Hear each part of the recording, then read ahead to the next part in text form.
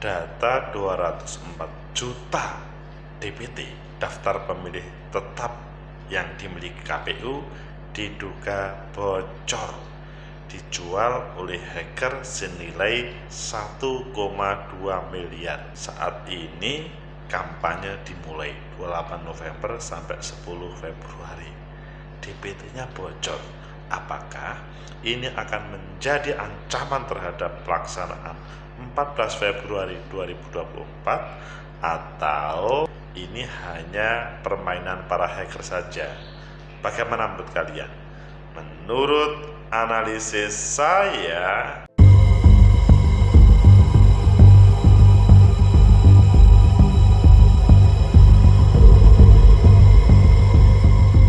Assalamualaikum warahmatullahi wabarakatuh. Salam sejahtera untuk kita semua.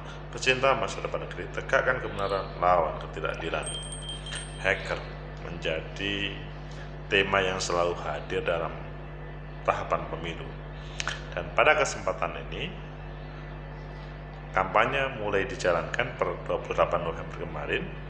Tema hacker muncul. DPT, daftar pemilih tetap, juga mungkin termasuk data kalian, itu dijual ke hacker 1,2 M data pribadi kalian. Ayo kita baca di beberapa media. Selanjutnya nanti kita kupas apakah ini akan menjadi ancaman pemilu 2024 atau ya ini jalan semuanya, pemilu jalan, hacker jalan, atau ini akan menjadi kata kunci pemenangan pemilu 2024. Pertama kita baca di CNBC. KPU dibobol hacker, data 204 juta warga RI dijual di internet. Data apa sih artinya? Oh ya pasti ini data. Data 204 juta DPT milik KPU diduga bocor dan dijual hacker senilai 1,2 miliar. Itu di Tempo. Kalau pertama tadi di CNBC, ini di Tempo. Kemudian di FIFA, KPU dibobol hacker, data pribadi 204 juta warga Indonesia dijual. Hampir sama judulnya. Dan terakhir di liputan 6, hacker atas jaringan KPU 204 juta data pemilih diduga bocor dan dijual di dark web. Kalian memilih yang mana? Jarang-jarang kita membaca liputan 6. Ayo kita baca liputan 6. Hacker atas jaringan KPU 204 juta data pemilih diduga bocor dan dijual di dark web. Liputan 6. Komisi Pemilihan Umum KPU kembali menjadi sasaran hacker. Pelaku kejahatan siber dengan nama anonim Jimbo mengklaim telah meretas situs kpu.id dan mendapatkan data daftar pemilih tetap DPT dari situs tersebut. Karena memang proses pemutakhiran pemilih dari web tersebut. Sebelumnya pada tahun 2022, Peretas Biorka juga mengklaim mendapatkan 105 juta data pemilih dari website KPU. Kalau 105 juta, sekarang 204 juta. Biorka belum selesai sampai hari ini Biorka. Sekarang muncul Jimbo. Kali ini Jimbo membagikan 500.000 data sampel yang berhasil dia dapatkan pada salah satu postingannya di situs Balance Forums yang biasa dipergunakan untuk menjual hasil peretasan, serta beberapa tangkapan layar dari website HTTPS Check Online kpu.go.id untuk memverifikasi kebenaran data yang didapatkan tersebut. Jimbo juga menyampaikan dalam postingan di forum tersebut bahwa data 252 juta yang berhasil dia dapatkan terdapat beberapa data yang terduplikasi. Menurut pakar keamanan siber Pranta Persada, setelah Jimbo melakukan penyaringan terdapat 204.807.203 data unik, di mana jumlah ini hampir sama dengan jumlah pemilih dalam DPT tetap KPU yang berjumlah 204.807.222. Oh, selisih 22, selisih 19 pemilih dari 514 kabupaten kota di Indonesia serta 128 negara perwakilan. Di dalam data yang didapatkan oleh Jimbo tersebut memiliki beberapa data pribadi yang cukup penting, ucap Chairman Lembaga Riset Keamanan Siber Riset. Antara lain NIK atau nomor induk kependudukan, nomor KK, nomor KTP, berisi nomor paspor untuk pemilih yang berada di luar negeri, nama lengkap, jenis kelamin, tanggal lahir, tempat lahir, status pernikahan, alamat lengkap RT RW, kodifikasi kelurahan, kecamatan, dan kabupaten, serta kodifikasi TPS. Tim CIS telah melakukan verifikasi dan sampel diberikan secara random. Ini kalau di liputan 6. Kalau di Tempo, nah ini di Tempo juga temanya sama persis. Kemudian yang dibahas, yang membahas juga hampir sama. Pecinta masa depan Grey, tegakkan kebenaran, lawan ketidakadilan. Dari Bjorka menuju Jimbo. Oh iya, ini hacker-hacker yang menampilkan data pemilih, data KPU. Apakah ini akan menjadi ancaman pemilu 2024 atau hanya sebatas sensasional untuk mendapatkan materi karena dia semacam mengancam terhadap KPU? Menurut analisis saya, pertama, ini serius, penting, bahwa KPU tidak boleh main-main merespon apa yang disampaikan oleh Jimbo terkait dengan 204 juta data tersebut. Memang datanya berbeda dengan data DPT kemarin, selisih 19 orang, 204 juta 807.222 itu yang ada di DPT kemarin. Sekarang hanya 3, jadi kurang 19, sehingga pasti tidak boleh diremehkan dengan informasi dari Jimbo. Mengapa?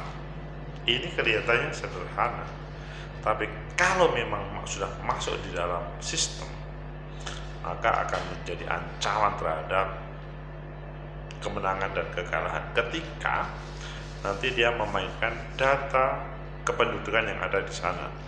Kalau terkait dengan hak pilihan, mungkin ini semua saksi akan menyaksikan dan agak sulit, kecuali memang para saksinya sudah nakal menjadi satu. Nah, itu sudah masuk angin. Tapi kalau pada posisi normal, maka sulit. Nah, tetapi pada posisi Jimbo bisa bersembunyi di balik permainan itu yang membahayakan. Intinya, Jimbo atau apa yang disampaikan oleh Jimbo, hacker Jimbo, itu adalah serius. 204 juta 807.203 itu adalah data yang perlu diperhatikan dan bagaimana ini tidak menjadi bagian ancaman dalam pemilu nanti di masing-masing kabupaten kota provinsi. Kemudian analisa yang kedua, apakah ini akan menjadi, maksudnya Jimbo ke Bjorka ini akan menjadi semacam ancaman turun-menurun? Menurut saya iya, kalau penyelenggara atau penegara tidak memperhatikan serius untuk menanganinya, tidak menangani sampai akar-akarnya. Tetapi kalau iya, maka selesai Bjorka sama Jimbo. Masalahnya adalah sampai hari ini Bjorka masih belum selesai, kemudian muncul Jimbo. Ini menjadi sebuah ancaman terhadap proses demokratisasi yang ada. Tegakkan kebenaran, lawan ketidakadilan. Analisa yang ketiga, apakah yang dilakukan oleh masing-masing partai politik sudah ada respon terhadap hal ini? Kita sampai hari ini belum pernah mendengar. Tetapi bahwa apakah hacker retas jaringan itu kemudian bisa dipecahkan sama-sama? Menurut saya, iya. Jangan sampai para orang-orang hebat yang mau menjadi wakil rakyat atau pemimpin negara, kepala daerah, kemudian dikibulin oleh orang-orang yang tidak bertanggung jawab dengan mengatakan dia mempunyai data dan lain-lainnya. Tegakkan kebenaran, lawan ketidakadilan. Biorka Jimbo, hacker yang meretas KPU 204 juta data, pada dasarnya, pada awalnya adalah data yang bisa diakses publik, tidak diberi akses seseorang, maka ya cukup mendoakan saja. Seberapa ancaman terhadap pemilu 2014 serta mengikuti 3 analisa tadi, PR utama bagi komisioner KPU, pimpinan, memastikan perjalanan pesta demokrasi ini jangan sampai hacker Jimbo membuat perjalanan demokrasi menjadi terancam. Hacker tas jaringan KPU bahkan ada diduga bocor dan dijual. Ini membahayakan. Kita masih ingat ya, kalian menggunakan handphone, data itu kan penting untuk digunakan sebagai dasar daftar. Mengapa daftar? Maksudnya ketika kita punya nomor seluler, maka kita perlu daftar identitas kemudian didaftarkan. Dulu awalnya oke-oke saja, tapi kemudian disalahgunakan untuk kepentingan tertentu menjadi melawan semuanya.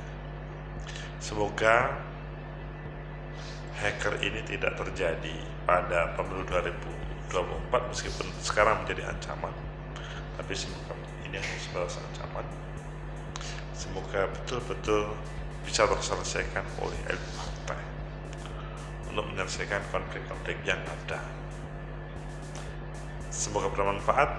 Like, subscribe, comment, and share. Sampai jumpa.